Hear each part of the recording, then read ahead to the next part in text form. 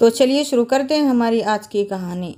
मैं यही चाहती थी कि मेरा पति सुल्तानपुर से अपना हिस्सा बेचकर महिपालपुर ही मेरे भैया के घर के नज़दीक अपना फ्लैट खरीद ले, लेकिन जसवंत को मेरी यह बात बिल्कुल पसंद नहीं आई। मैं अपने कमरे में लेट यही सब सोच रही थी कि रात हो गई। मेरी जेठानी को पता था कि मैं नाराज़ हूँ, इसके बावजूद वो मेरे कमरे तक नहीं आई। घड़ी में देखा था तो रात के 9 बज चुके थे और मुझे भूख लग रही थी। जसवंत के आने का भी वक्त हो गया था।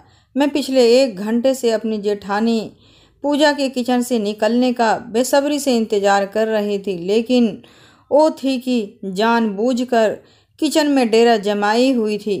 तभी जसवंत की गाड़ी की हॉर्न आवाज़ मुझे सुनकर मैं गेट खोलने के लिए बाहर निकली और दरवाज़ा खोलकर देखा तो मेरे पति जसवंत के साथ उनके बड़े भाई विनोद भी थे।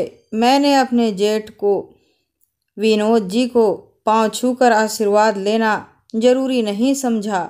मेरे जेठ हरियाणा पुलिस में थे, इसीलिए वो सप्ताह में कभी कभार ही घर आते थे। आस पड़ोस में मेरी जेठ विनोद की काफ़ी इज्जत थी। विनोद के पास अपनी कार होने के बावजूद आज वो मेरे पति के कार में आए तो मुझे थोड़ा अजीब लगा, लेकिन मैं सुबह से नाराज़ थी, इसीलिए जसवंत से कुछ बोली बिना अपने कमरे की ओर बढ़ गई। थोड़ी देर में जब जसवंत मेरे पास आया तो मुझ पर इसीलिए गर्म हो गया क्योंकि मैंने अपने जेठ के पैर नहीं छुए।